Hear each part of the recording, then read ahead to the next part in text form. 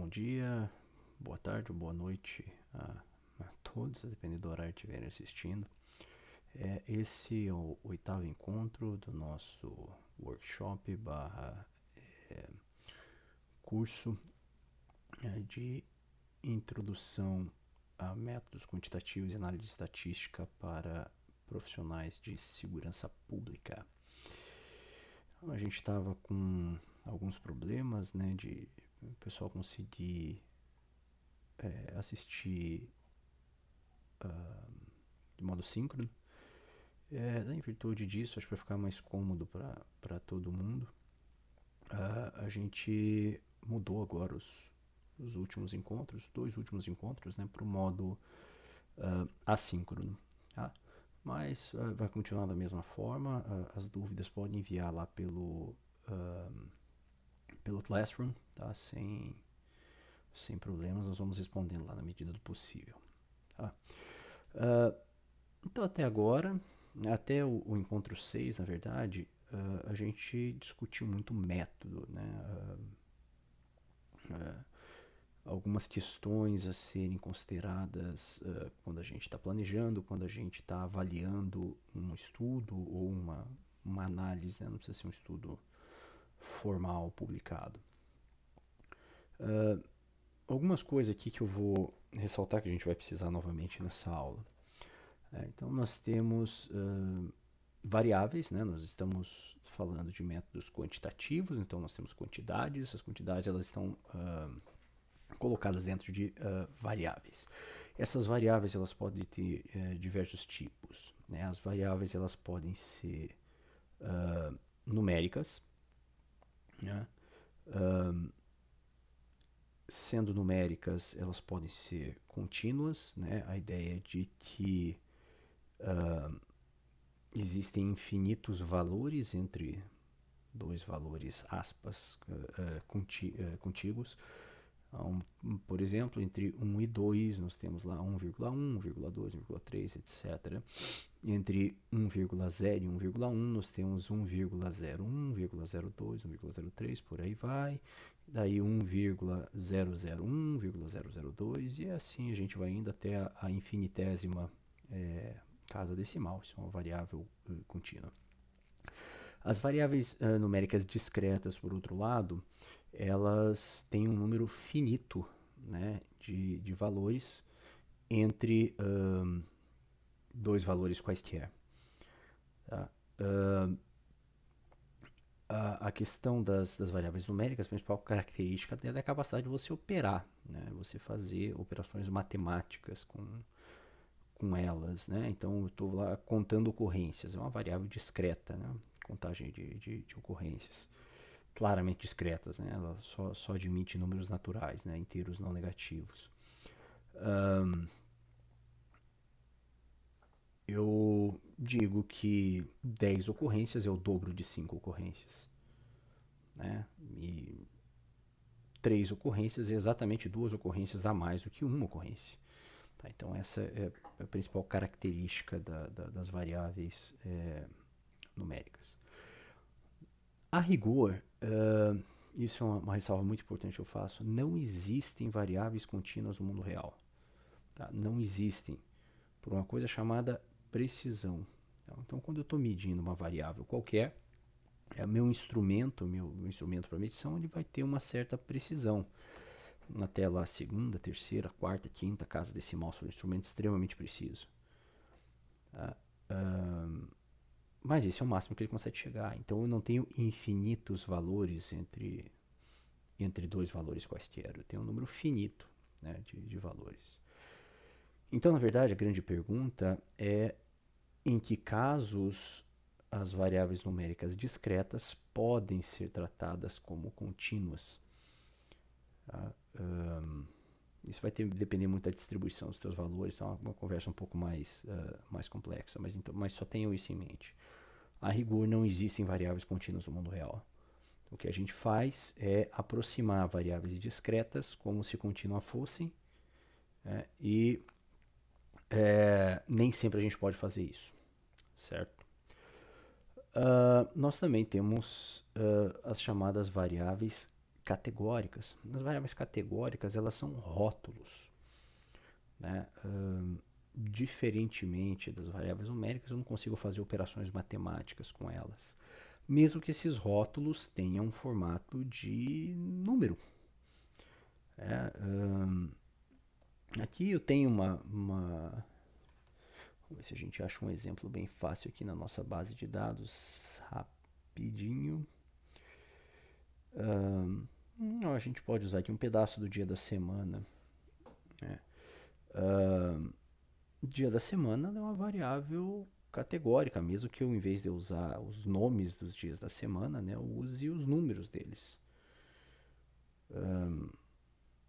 Não faz muito sentido eu dizer, ainda que eu chame que terça-feira aqui na nossa codificação tem o código 2, não faz sentido eu dizer que uma terça-feira é igual a 2 segundas-feiras, ou que uma terça-feira é o dobro da segunda-feira. Não faz lá muito sentido. Existe um tipo especial de variável categórica que ela só admite dois valores, e esses dois valores eles são mutuamente excludentes. Então, ela pode ser sim ou não, 0 ou 1. Geralmente essa é a codificação. E essa é o que a gente chama de variável dicotômica. Né? Nós também temos um meio termo ali entre variáveis numéricas e variáveis categóricas, que são as chamadas variáveis ordinais. As variáveis ordinais são como variáveis categóricas, mas essas categorias elas podem ser ordenadas de alguma forma. Elas têm uma ordem. Uma é menos do que a outra. Quanto menos? Não sei. Eu não consigo fazer operações matemáticas com elas. Mas eu sei que é menor. Né? Então, um exemplo disso, a colocação numa corrida. Né? Então eu tenho lá primeiro, segundo, terceiro, quarto e por aí vai. Então eu sei que o desempenho do primeiro foi melhor que o desempenho do segundo, que foi melhor que o desempenho do terceiro. Mas qual melhor? Não sei. Eu só sei que foi melhor. Eu consigo ordenar, mas eu não consigo dizer, não, o segundo é o dobro do primeiro, ou o segundo é metade do primeiro, ou o que seja. Tá certo? As variáveis ordinais também, em alguns casos, é muito mais restrito, atendidas algumas condições, elas também podem ser aproximadas como variáveis contínuas. Tá? Não é comum, não é tecnicamente correto, qualquer estatístico que esteja assistindo isso aí vai torcer o nariz porque eu falei agora, mas é muito feito na área. Tá? E a verdade é que muitas vezes, atendidas essas condições, o resultado é bastante satisfatório. Quando a gente for falar de regressão, a gente vai comentar um pouquinho mais sobre isso, tá? Mas nas regressões, quando eu trato, dependendo do caso, né? Quando eu trato essas variáveis como contínuas, tem um resultado muito parecido que se eu tratar elas como simplesmente ordinal. Nós falamos também sobre distribuições, né? As funções de probabilidade, as funções de densidade. A gente fala em função de probabilidade quando nós temos variáveis discretas, e nós falamos em função de densidade quando nós temos variáveis contínuas. Então, o que são essas funções de probabilidade, essas funções de densidade? São funções matemáticas, são expressões matemáticas para representar, para calcular, para estimar, no caso de uma função de probabilidade, a probabilidade de um valor específico, porque eu tenho um número finito de valores, eu consigo estimar isso. No caso de uma função densidade, a probabilidade de uma faixa de valores, porque eu não tenho como fazer um valor pontual, porque eu tenho infinitos valores. Algumas dessas funções, na verdade várias delas, elas foram muito estudadas e suas propriedades são conhecidas. Tá, vocês vão ouvir falar muito de algumas delas, distribuição binomial, distribuição multinomial, distribuição Poisson, distribuição binomial negativa, Poisson com inflação de zeros e por aí vai. Tá? E achei a mais conhecida de todas, a distribuição normal ou distribuição gaussiana. Não se apegue ao formato, todo mundo fala da distribuição normal, formato de sino, mas tem várias outras distribuições que também tem formato de sino e isso gera confusão pra caramba. Tá? Só saiba, essas funções, elas já foram estudadas, elas têm propriedades conhecidas, tá? Matematicamente. Tranquilo? Nós falamos um pouquinho de amostragem, né? Que é o processo de coletar uma amostra. Então, basicamente, eu vou pegar lá uma concha, eu tenho lá um caldeirão de feijão fervendo, eu vou pegar uma concha daquele feijão para provar. Né? Ver se está bom de sal, ver se está bom de tempero. Né? Se aquela minha amostra ela for semelhante à população que eu quero estudar, ou seja, se aquela concha de feijão ela tiver as mesmas características do resto do caldeirão, eu consigo extrapolar aquele resultado que eu encontrei para aquela concha para o resto do caldeirão. Né? Agora, se eu peguei uma concha que estava lá com um pedaço de tempero no meio, eu posso achar que o feijão está muito temperado, quando na verdade não está. Só estava concentrado naquele ponto. Né? Aí nós temos duas formas de coletar uma amostra. Né? Uma delas é a chamada probabilística, tá? Em que todas as unidades da minha população de interesse tem uma probabilidade conhecida de ser selecionada. Tá? Se eu estiver falando de amostragem probabilística simples, eu estou falando de uma probabilidade igual. Tá? Na regra geral. Tá? Então, vamos dizer que eu quero uma amostra de policiais da Polícia Militar de São Paulo, por exemplo. Se eu quero uma amostra probabilística, todos os policiais da PM de São Paulo devem ter a probabilidade de serem selecionados conhecida e não pode ser zero. Então eu tenho que, quando eu estiver coletando, eu tenho que encontrar uma forma de poder, pelo menos em termos de possibilidade, né, coletar informações, selecionar, né, para minha amostra policiais que estão de férias, policiais que estão presos, né, policiais que estão com afastamento médico e por aí vai. Tá? Eu posso fazer uma estratificação dessa amostra, né? Não, eu quero tantos oficiais, tantos praças, tantos homens, tantas mulheres, para garantir ativamente, né, que a minha amostra ela vai ser balanceada, que ela vai ser equivalente à população de interesse. Né? E uma característica das amostras probabilísticas é que elas têm uma alta probabilidade de refletir a população para inúmeras variáveis de interesse. Só que, por outro lado, nas ciências policiais e na segurança pública ela é muito rara. Tá? É inviável, é caro, mas principalmente porque é inviável. Lembra que eu falei ali, eu tenho que encontrar uma forma de selecionar o policial que está preso, o policial que está de férias, o policial que está afastado. Na realidade, isso é quase impossível. Né? Se eu estou buscando policiais para participar de uma simulação, de uma ocorrência simulada, o cara tem que estar apto ao serviço. Então, o cara com afastamento médico ele não pode participar. Então, talvez essa minha amostra não seja essa minha amostra a rigor não vai ser probabilística. Se for um outro caso, a gente até consegue aceitar, né? Mas se for uma fração muito grande da população, já começa a ficar complicado. Em especial, se a variável que eu estou medindo de alguma forma se relaciona, né, com esse afastamento, com essa indisponibilidade do policial.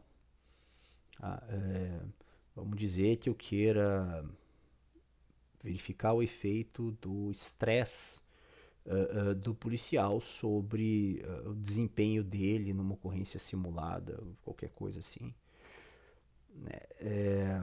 Ocorre que o estresse ele também está altamente associado à baixa médica por motivo psiquiátrico.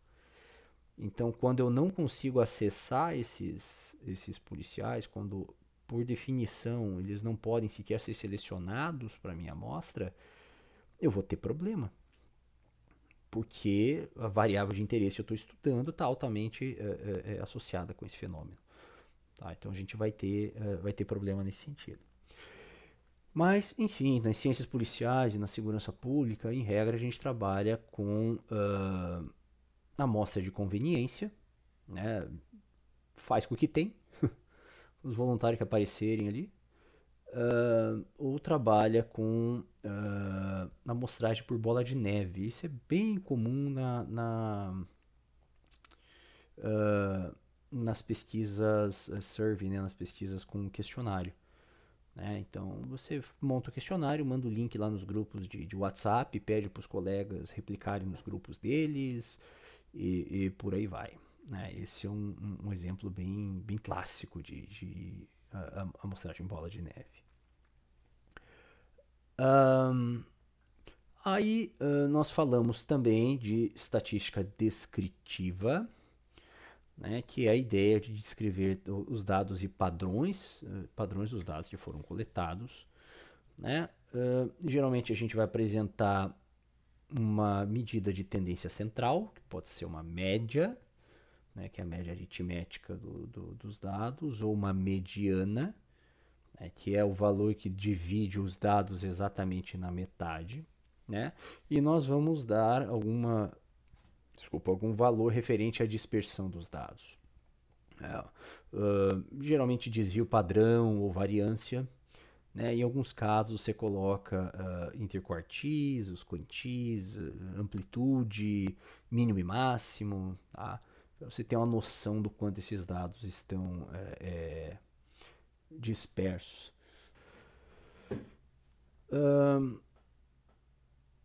Aí, agora, se eu quero buscar relações, fazer comparações, né? Principalmente ali buscar explicações, fazer predições, né, sobre os meus dados, aí eu já começo a entrar no campo da chamada estatística inferencial.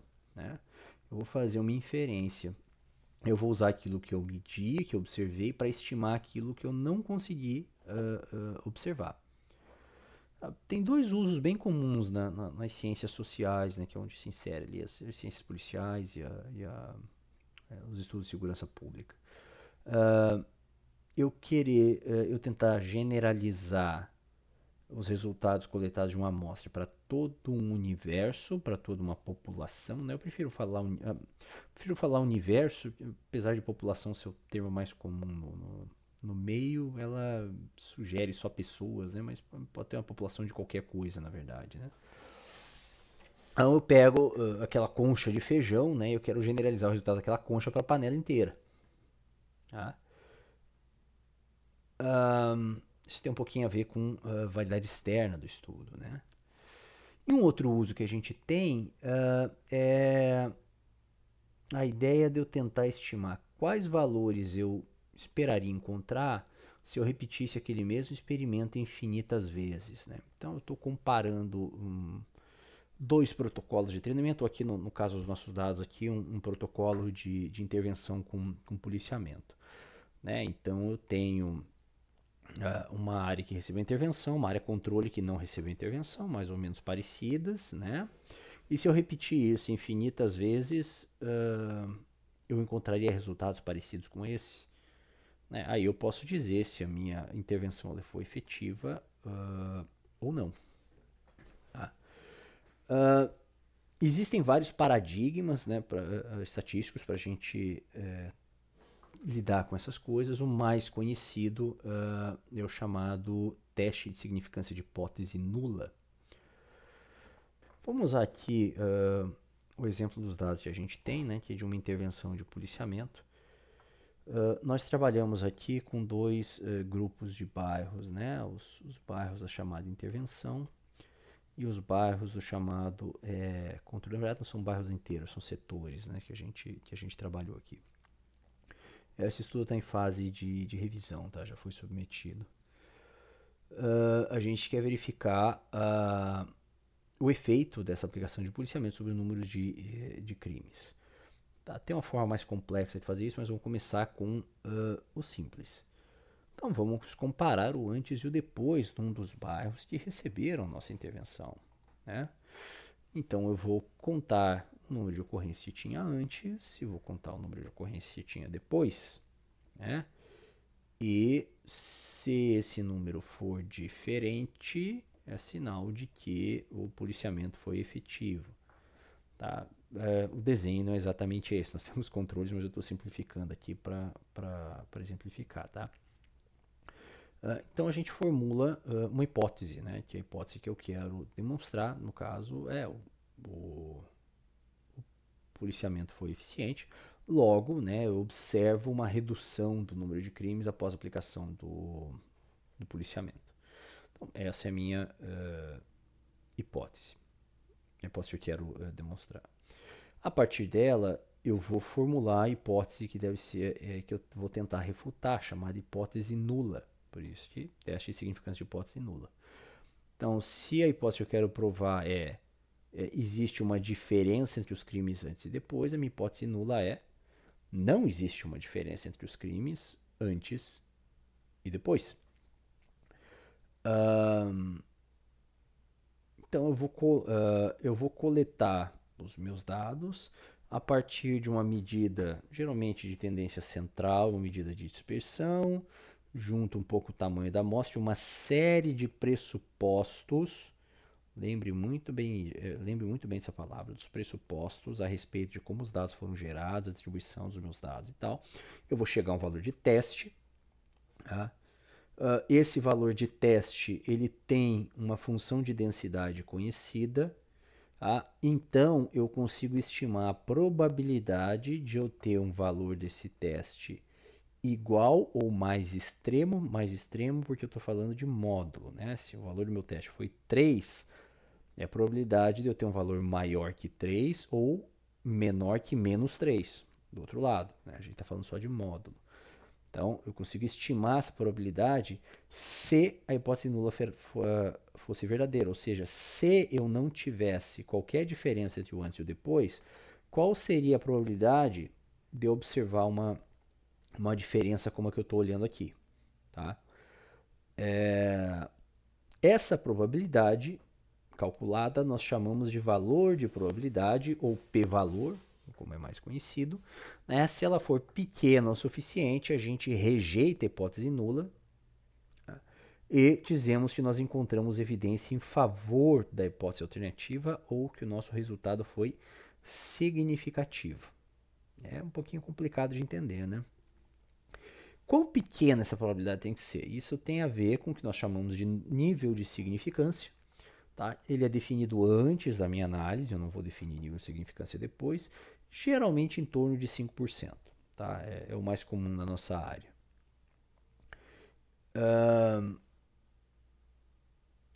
Quando eu encontro um nível de significância maior que 5%, um p-valor maior que 0,05, isso não significa que o efeito não existe.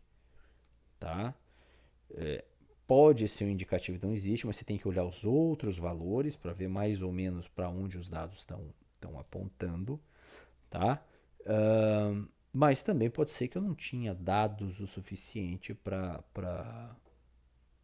uma quantidade de dados suficiente para encontrar essa diferença.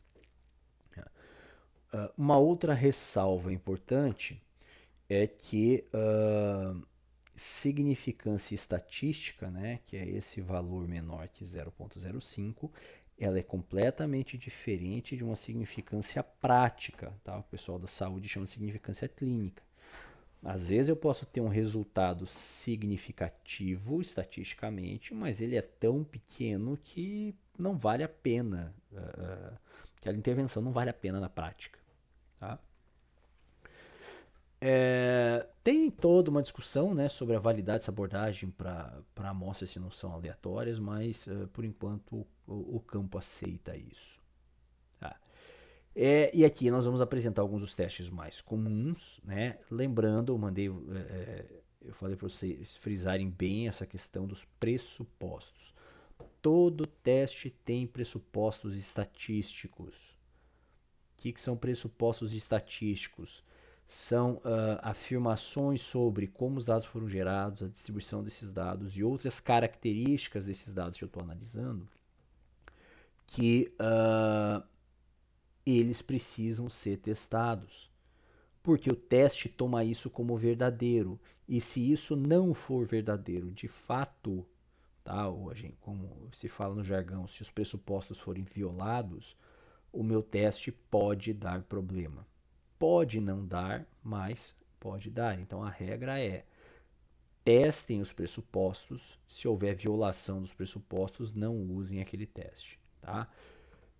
Mas como é que eu sei quais são os pressupostos? Cara, dá um Google ou bom e velho, bom, não tão velho assim, o chat GPT é bem amigo nessas horas, tá? Essas questões que são, principalmente esses testes mais tradicionais, que já são bem batidos, ele não vai dar respostas ruins, tá? Então, vale a pena perguntar antes de usar um teste, tá bom? No último encontro, nós tratamos da correlação de Pearson, né, e dos testes de quadrado, né, o teste de quadrado de independência e o teste de goodness of fit, escapou o termo em português agora. Ah, e agora vamos para a aula de hoje. Tá bom? Então, hoje nós vamos trabalhar com comparação de médias entre grupos, tá bom? Então, a minha variável de interesse, a minha variável dependente, o meu desfecho, o meu outcome, é uma variável numérica, né? Uma variável contínua. E a minha variável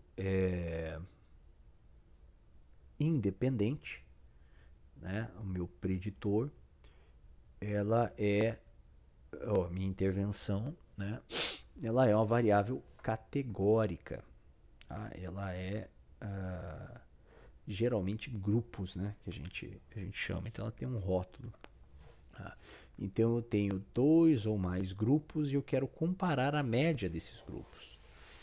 Né? Se a média desses grupos é diferente de fato, né? Ou se a eventual diferença que tem na minha amostra é um simples fruto do acaso. Tá bom? O primeiro teste, o mais simples, é o chamado teste T de Student, em que ele vai trabalhar com apenas dois grupos. Tá? Ele é bem comum, ele é bem prático, tá? Mas ele vai trabalhar com dois grupos. Tá? Ele vai testar, como eu falei, se as médias dos grupos são estatisticamente diferentes. Tá? Então a hipótese nula que ele vai tentar refutar é os dois grupos têm a mesma média, né? Ou a diferença entre as médias é zero. Tranquilo? Ele tem uma série de pressupostos estatísticos, tá? Então, primeira coisa, variável dependente é normalmente distribuída. Tá? Esse é o primeiro, o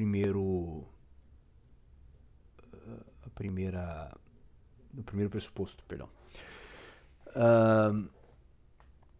Segundo pressuposto, as variâncias entre os grupos são iguais. Tá? E a terceira variância, eu acho que é a mais importante, é as observações são independentes uma das outras, tá? Eu não posso ter o mesmo indivíduo observado duas vezes, né? Uma vez em cada grupo. Nós temos algumas versões do teste T para cada uma, para violações de cada uma desses pressupostos, tá? Só que essas variações, elas são como a gente chama, fala em inglês, né, data hungry, né? Elas exigem um número maior de dados para rodarem. Tá? Vamos mexer nos nossos dados aqui agora, rapidinho. Vamos lá, pessoal. Eu peguei um conjunto de dados aqui do ICPSR, que é um instituto ligado à Universidade de Massachusetts, perdão, à Universidade de Michigan, que eles têm uns bancos de dados lá disponíveis. Eu não vou poder disponibilizar esse porque o acesso lá é restrito, mas eu fui obrigado a pegar esse banco de dados por um problema bem simples. Na segurança pública, praticamente todos os dados com que a gente trabalha, eles são desviados para algum dos lados, tá? Você não consegue, é muito raro você encontrar dados com distribuição normal na segurança pública, nas ciências policiais, tá? Ah, então, tive que me socorrer de outra área. Isso aqui é o resultado de uma pesquisa com idosos, tá? Então, só para a gente ter uma ideiazinha aqui, para a gente dar uma olhada nos dados, tá? Então, as idades ali dos respondentes variando entre 61 e 91 anos. Tá? É uma pesquisa da área da saúde. Nós vamos usar como variável de desfecho aqui o peso, né? O weight, peso em libras aqui, né? Uma libra dá 450 gramas, então meio quilo mais ou menos, só para vocês terem uma base de referência, tá bom? Então, se a gente olhar a distribuição dos nossos dados, né, a gente veio aqui no Descriptives e jogou o peso aqui, a gente vai ver que ele tem uma distribuição mais ou menos normal, né, bem simétrica, bem bonitinha. Só que se a gente rodar o teste de Shapiro-Wilk, né, lembra aquele teste de normalidade que a gente falou no encontro passado, 2 encontros atrás, ele vai ser significativo. Né? Qual que é a hipótese nula do nosso teste de Shapiro-Wilk? Né? Que os dados são normais. Então, quando o teste ele volta significativo, significa que meus dados estão desviando da normalidade. Só que a gente tinha feito uma ressalva, né, que o teste de Shapiro-Wilk deve ter muito cuidado com amostras grandes. Então aqui a gente está falando de quase 3.000 respondentes. É uma amostra muito grande. Qualquer coisinha que desvie um pouquinho da normalidade, o teste vai acabar pegando, vai ser um falso positivo ali. Então, se a gente filtrar aqui os nossos, só os primeiros dados ali, né, para a gente ter 300, o teste já não é mais significativo. Tá? Então é só um problema da gente ter uma amostra grande demais, né? O teste fica ultra sensível. Então nós não temos um desvio da normalidade aqui. Lembrando, né, a normalidade é um dos pressupostos do nosso teste T. Vamos comparar dois grupos aqui. Tá, vamos trabalhar com... Tá como sexo, não, tá como gender. Então vamos trabalhar com gênero aqui, né, para a gente ver se tem diferença de peso entre homens e mulheres.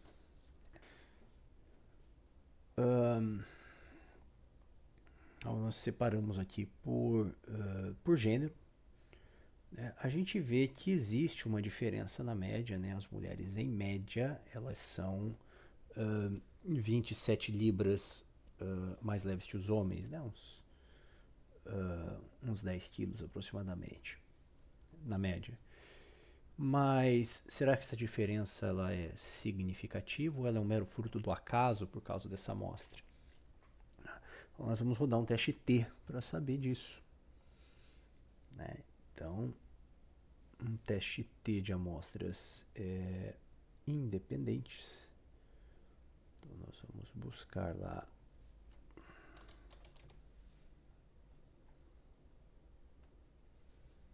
o nosso peso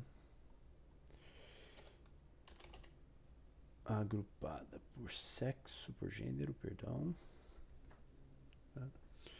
E aqui está, né, uma estatística T, um valor T de 23,5, né, que ele vai implicar em um p-valor, né, uma probabilidade menor que 0,1% ou 0,001, né, de nós termos um valor igual ou mais extremo que esse, caso não houvesse uma diferença real entre os grupos. Mas notem aqui que o teste de Levine, que é um outro teste, a exemplo do Shapiro-Wilk, só que ele testa igualdade de variâncias. Tá?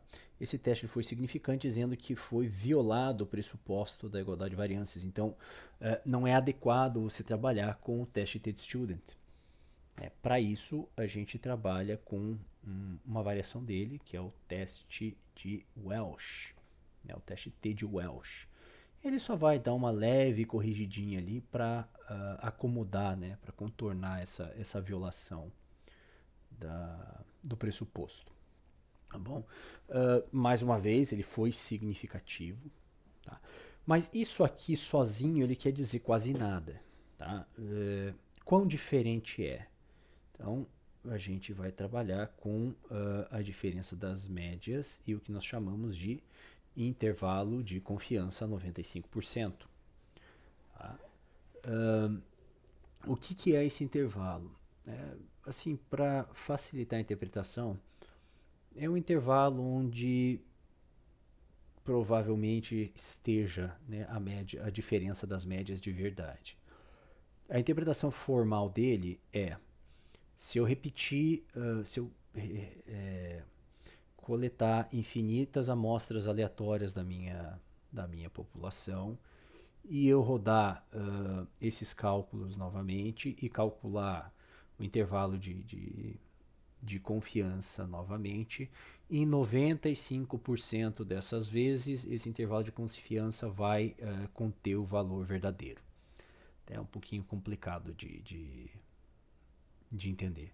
Tá? Mas só bote é bem provável que o valor esteja por aqui. Tá? Não dá para ter certeza, não dá para saber o quão provável é, mas provavelmente esteja por aí. Tá? Uma outra coisa que costuma se reportar também é o que nós chamamos de tamanho de efeito. O tamanho de efeito mais comum para os testes T é o que nós chamamos o D de Cohen. É mais uma estatística, mais um valor. Esse valor ele é tabelado. Dependendo do valor, ele pode ser considerado pequeno, médio ou grande. Dá um Google aí com a tabela dos valores de corte aí para essas categorias. Eu não acho muito relevante, especialmente para a segurança pública e para as ciências policiais, porque uma coisa é um efeito estatisticamente médio ou estatisticamente grande, outra coisa é um efeito que tem relevância prática. Quando a gente está falando, por exemplo, de pesquisa tática, né, comparando diferentes alternativas de técnicas táticas ou procedimentos, qualquer coisa que não seja um efeito grande ou muito grande, para nós não tem relevância. Tá? Tem uma diferença de eficácia de tamanho médio, não é relevante, não vale o esforço, sabe? Que geralmente essas diferenças na ponta do lápis, se você olhar ali o intervalo de confiança ou a diferença média, elas são pequenas. Tá?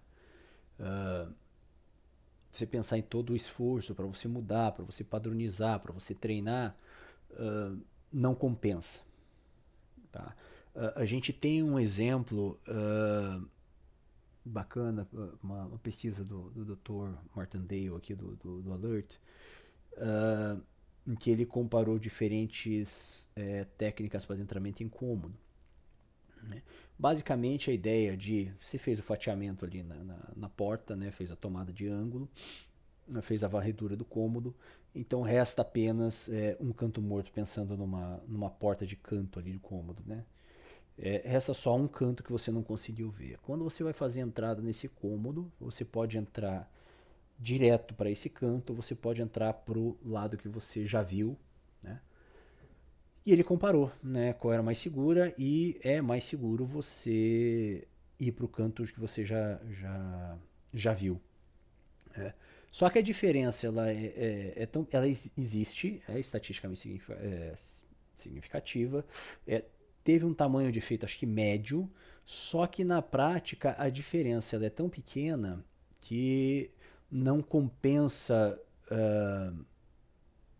você padronizar uma dessas técnicas, tá? O esforço de você padronizar, brigar para padronizar, né? Uma dessas técnicas. É mais ou menos nesse sentido que eu falo. Tranquilo. Ah, mas eu sou um cara, pô, conservador pra caramba. Eu não acredito nesse negócio de olhar o gráfico e dizer se é mais ou menos normal ou não. Eu quero acreditar no meu teste de Shapiro-Wilk.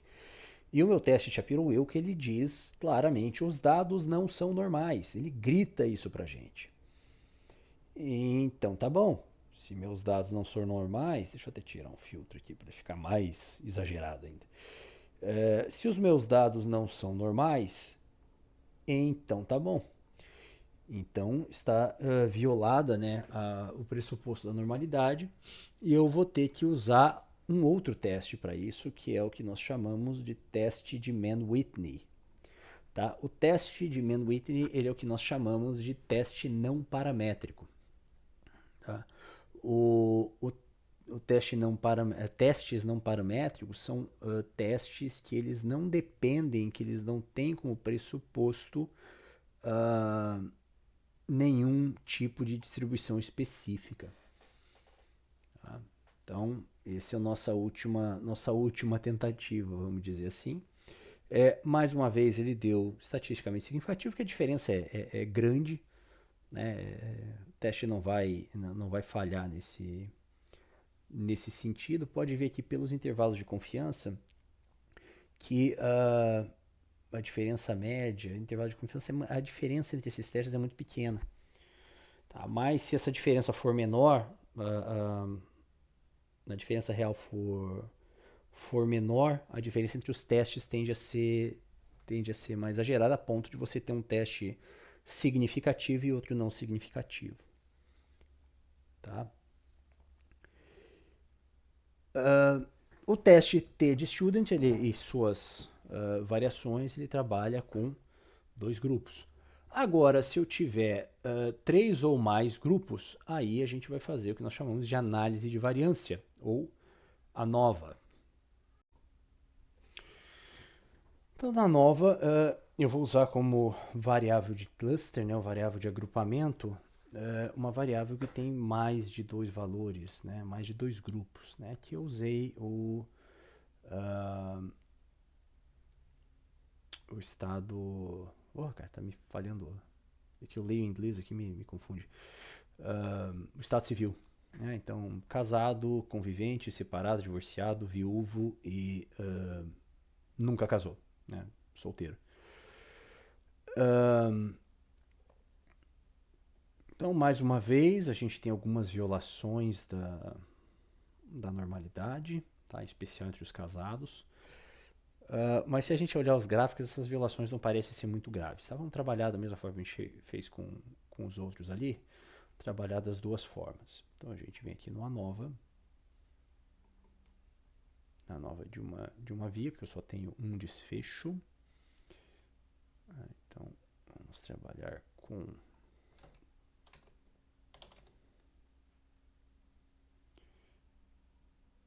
wait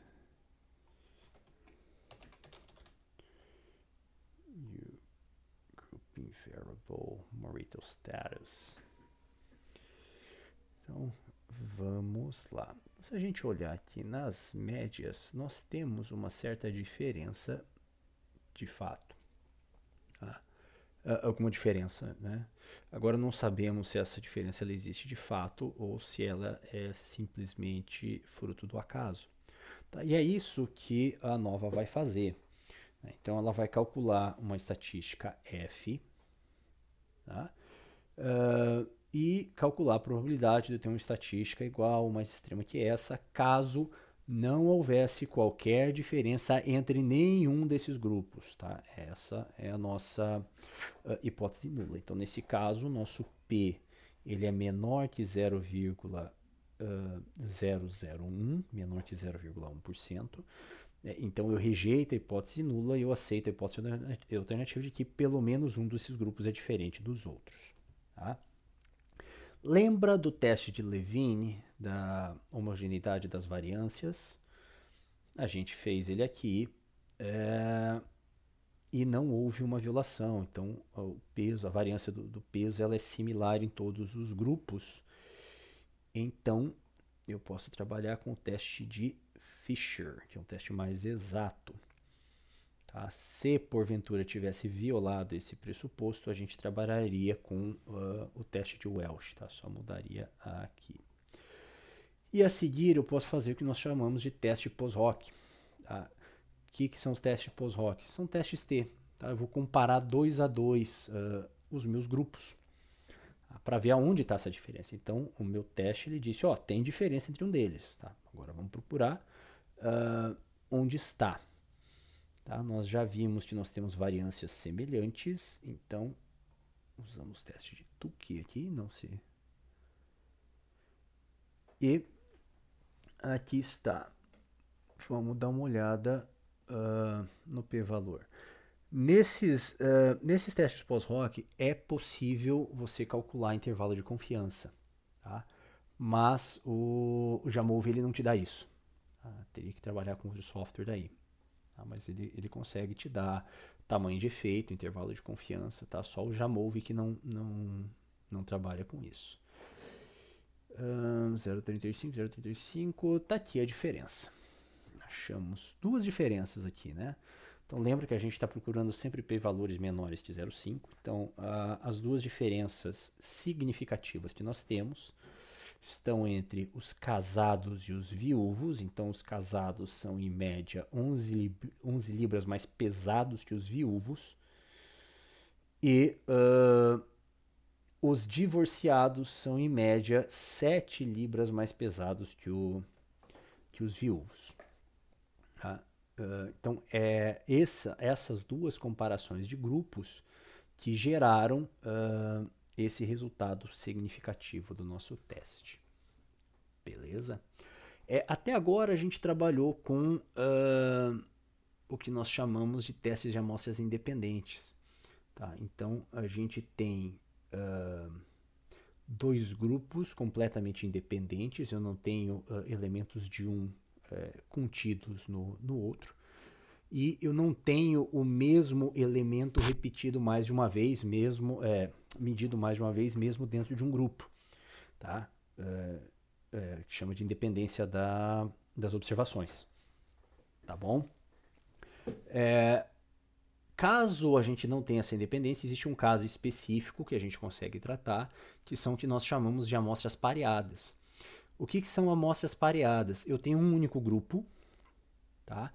Mas eu vou medir esse grupo várias vezes ao longo do tempo. Tá? Então, em vez de comparar dois grupos, fugi da câmera, em vez de eu comparar dois grupos, A e B, eu vou comparar o mesmo grupo medido, por exemplo, antes da intervenção, depois da intervenção. Se eu tiver dois valores lá para fazer um teste T. Ou antes da intervenção, depois da intervenção, aliás, antes da intervenção, durante a intervenção e depois da intervenção. Três momentos. Tá bom? A gente já vai... vamos trocar aqui o arquivo e já vamos trabalhar com isso também. Vamos lá então. Eu tive que pegar um outro dataset aqui. A gente está tendo que ir ajustando os exemplos aqui conforme a gente vai avançando nos testes. Né? Até por isso peço desculpas nesse nosso vídeo, nosso encontro demorou um pouquinho, porque para encontrar esses datasets foi bem chatinho. Né? Acho que eu já comentei agora há pouco. Em regra, as variáveis que a gente costuma medir na segurança pública e nas ciências policiais, elas não costumam ter uma distribuição normal. Então é bem mais complicado se conseguir. Geralmente elas têm um desvio, né? E desvio geralmente positivo, né? Elas estão mais concentradas para o lado esquerdo de quem olha. E esse desvio geralmente é bem grande, né? Então você tem maior parte dos casos, né, com valores pequenos e alguns casos com valores bem maiores. Tá? Mas vamos lá. Então vamos rodar o nosso teste T com medidas repetidas. Então aqui eu tenho um dataset, nós usamos para um estudo que foi submetido recentemente, está em fase de revisão agora, sobre a associação estatística entre a posse e o porte legal de armas de fogo e as taxas de homicídio. Né? Inclusive foi uma colaboração de pesquisadores do nosso grupo de pesquisa. Né? O primeiro trabalho que surgiu de uma colaboração do grupo. Vamos usar aqui as taxas de homicídios. Tá? Eu tive que dar uma torturada nos dados aqui para eles ficarem mais normalizados, tá? Para a gente poder trabalhar com o teste T comum, né? Então, vamos lá. É importante ressaltar aqui, pessoal, esse workshop, esse curso, ele é uma introdução à análise, tá? Então, a gente não quer aqui ensinar vocês a fazer, a operar o próprio software, tá? Até porque para você rodar uma análise mesmo exige um conhecimento um pouco mais avançado, um pouco de experiência também. Tá? E a nossa ideia aqui é só apresentar para vocês, né, para que vocês conheçam o que são esses testes, do que eles se tratam, o que eles testam, né, e os cuidados que a gente tem que ter, como é que interpreta isso, né, para não ficar dependendo de discussão de autor que muitas vezes tem, ela é enviesada, né, tem o que a gente chama de spin. Né, ela força a barra para alguns lados, ela interpreta, dá mais atenção, né, na interpretação de alguns resultados do que de outros. Mas vamos lá. Quando eu estou falando de amostras pareadas, né, paired samples ali em inglês, eu estou falando de um mesmo grupo que foi repetido, que teve as medidas repetidas ao longo de vários pontos no tempo. Tá? Como é um teste T, eu só posso ter duas medidas, né? Então, geralmente eu tenho um antes e um depois. Tá? As duas medidas, antes e depois, elas têm que ter uma distribuição normal. Tá? Para usar o teste T de student, né?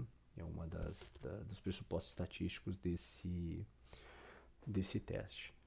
E as amostras têm que ser pareadas, tá? Eu não posso ter tipo, metade do grupo medido de novo, não. Eu tenho que ter realmente pareado, né? A com A, B com B, C com C, e por aí vai.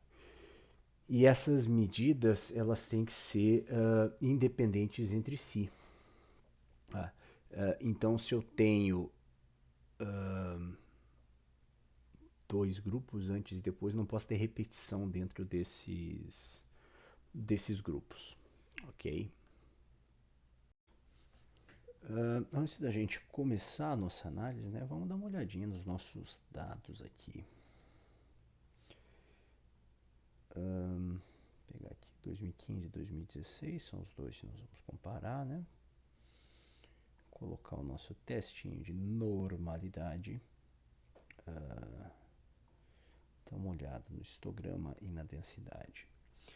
Então, apesar de nós termos apenas 27 medidas em cada um, né? Então 26 estados e o Distrito Federal, então a distribuição ela fica meio esquisita mesmo, porque são poucos dados, mas a curva de densidade estimada aqui ela é mais ou menos normal, que é confirmada ali pelo nosso teste de Shapiro-Wilk. Né? O teste não é significativo, então eu não posso rejeitar a hipótese nula de que os dados seguem uma distribuição normal. Tá? Então, como os dois grupos têm uma distribuição normal, nós podemos utilizar um teste T de student padrão. Se a gente tiver aqui para a gente fazer um teste de amostras pareadas, né, eu tenho que ter os mesmos elementos nos dois grupos. Evidentemente eu tenho, né, as 27 unidades federativas, então a gente está tranquilo quanto a isso, nenhum estado está repetido dentro de 2015, né? Se a gente tivesse um pré-pós, né, em que eu entrasse ali com vários anos, né, em seguida, eu já teria uma violação dessa independência das observações, porque eu teria medidas repetidas dentro de um mesmo grupo, tá? Vamos pegar o nosso teste T. As medidas pareadas são 2015 e 2016. Reparem que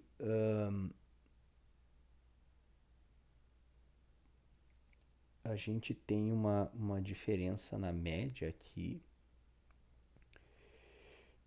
tá? Essa diferença ela é aparentemente pequena, né? 2,6 homicídios por 100 mil habitantes.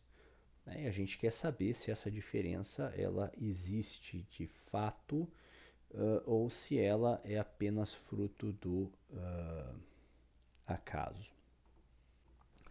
Vamos lá, uma leve pausa para resolver os problemas. Isso, quando vocês forem rodar a análise, vocês vão ver que acontece bastante conforme o software, conforme a função até. Os dados têm que estar dispostos de uma determinada forma, senão o sistema não reconhece os dados. Resolvido aqui. Então, essa diferença que nós tínhamos de 2015 para 2016, né, de 2,6 homicídios por 100 mil habitantes, ela gerou uma estatística T, né, de 2,73, né, e a probabilidade de eu ter uma estatística T igual ou mais extrema que essa, ou em outras palavras, né, para esse tamanho de amostra de 27, né, a probabilidade de eu ter uma diferença igual ou maior do que essa é de aproximadamente 1%, né, 0,01. Então, esse teste ele é significativo, então eu posso refutar a minha hipótese nula de que não havia diferença entre os anos, né, que essa diferença que apareceu aqui ela é fruto puro e simples acaso, né, e aceitar a hipótese alternativa de que essa diferença ela de fato existiu.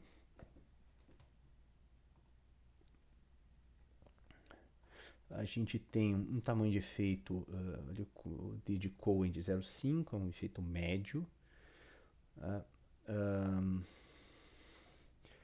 E se a gente pegar essa diferença, ela deve estar em alguma coisa entre 4,5 e 0,6. Tá? Então, dependendo da intervenção que eu usei para baixar esses homicídios, é de se pensar se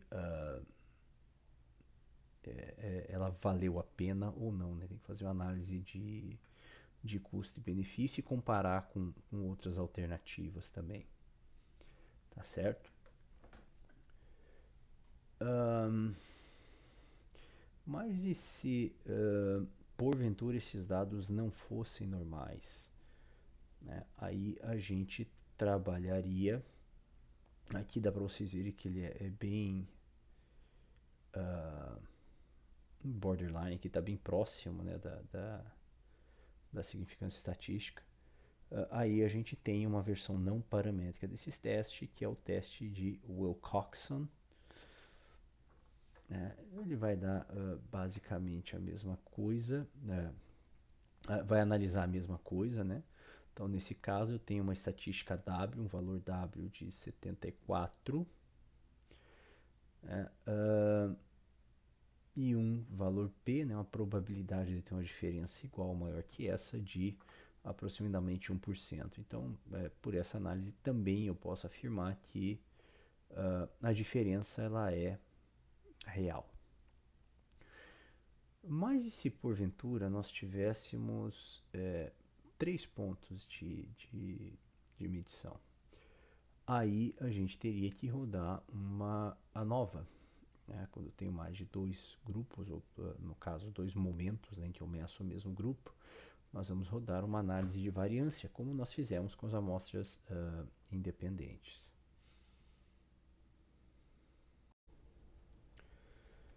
Então, antes da gente rodar a nova de fato, vamos dar uma olhada no jeitão dos meus dados. Deixa eu puxar aqui o de 2017 também.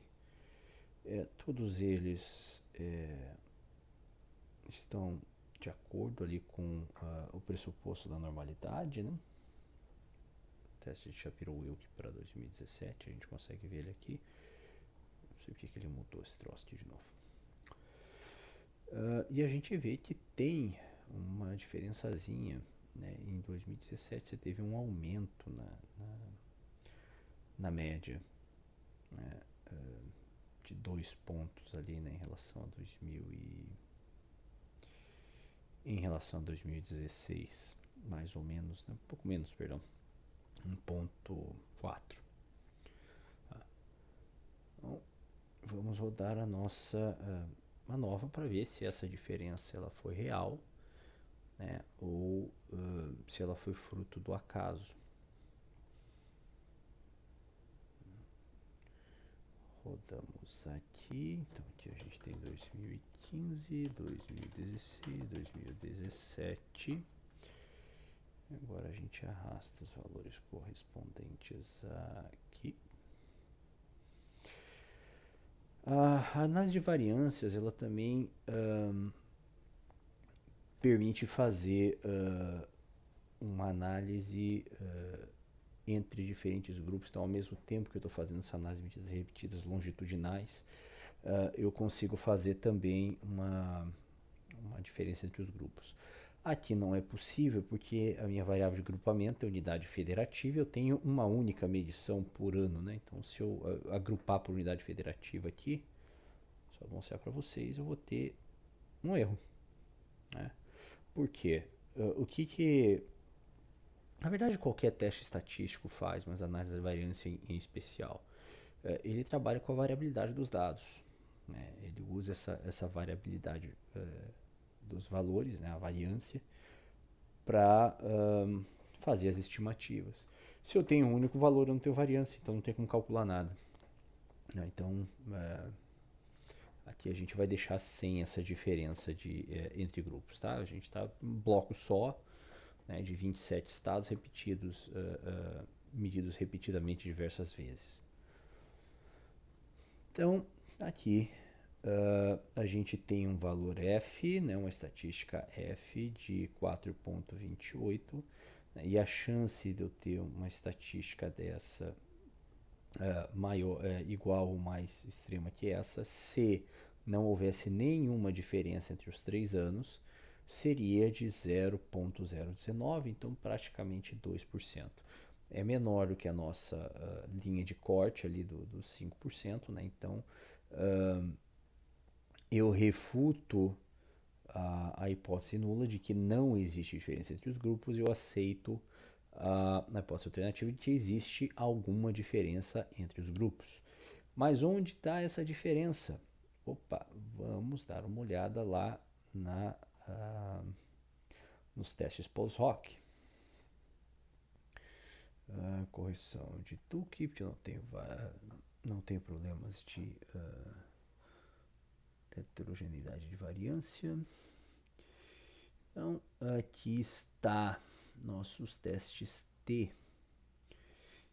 Então, entre 2015 e 2016, nós tivemos uma diferença significativa. A gente já tinha visto isso antes, né? Vou botar aqui de novo, não sei porque que eu tinha tirado. A gente já tinha visto isso antes. Perdão. Pode ver, o resultado é um pouco diferente, porque aqui nós estamos trabalhando com uma variabilidade maior de dados e em virtude da natureza desse teste nós colocamos uma correção que é a correção de Tukey, tá? Que faz o meu p-valor inflar um pouquinho. Se eu tirar essa correção, vocês vão ver que o valor é bem próximo, tá? Ainda mais que está no Coxon, perdão. O valor ele é bem próximo, ele vai dar uma diferença lá para, sei lá, quinta, sexta, sétima casa decimal, talvez. Se der uma diferença. Tá? Mas em regra a gente não usa teste T sem correção, tá? Quando a gente está fazendo essas análises pós-hoc. Entre 2015 e 2017 eu tive alguma diferença, tá? Uma diferença de quase 4 pontos, mas essa diferença não foi estatisticamente significativa.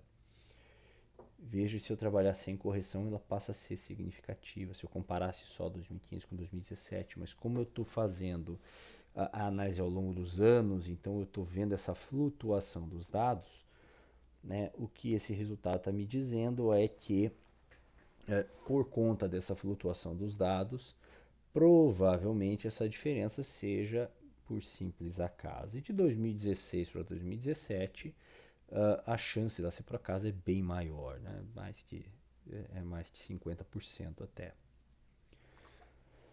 Tá? Eu acho que era isso por esse encontro. Eu agradeço o tempo de todos. No próximo encontro nós vamos falar sobre regressões, né? Regressão linear e regressão logística, basicamente. É um assunto bem amplo, a gente vai tentar resumir ao máximo para vocês entenderem mais ou menos o que está sendo tratado. Tá?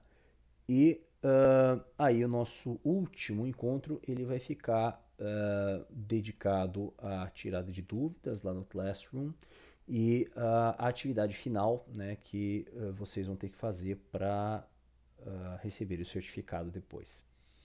Beleza? Até mais, pessoal.